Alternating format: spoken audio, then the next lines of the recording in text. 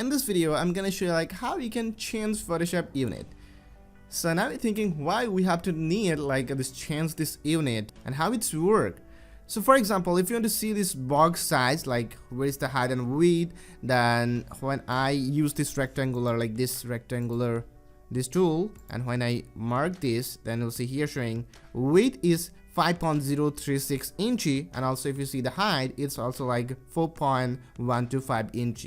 But if you see in our work, we normally use pixel. We are not using like this inch. So how we can change this inch to like pixel? So let me show you that. Okay, so to change this, you have to go like edit and then go to here preference, and then here you have to go like this general option, and also you have to go like here this unit and rulers. Just go to here and change this ruler into like pixel and just okay, and then again click on here and again try to see.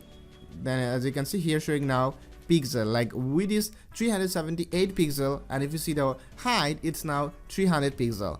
I hope now you get a simple idea like how to change and how it's work. Thanks for watching.